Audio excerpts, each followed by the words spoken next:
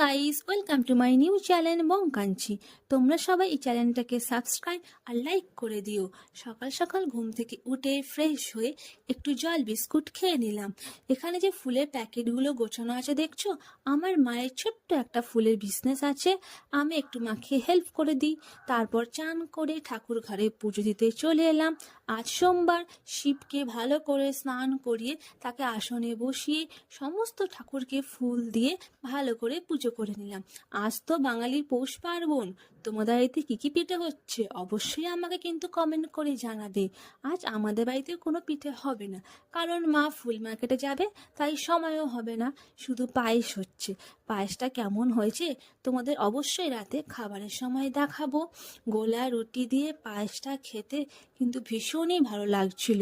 আমার এই ছোট্ট মিনি ব্লগটা ভালো লাগলে একটা সাবস্ক্রাইব আর লাইক করে দিও।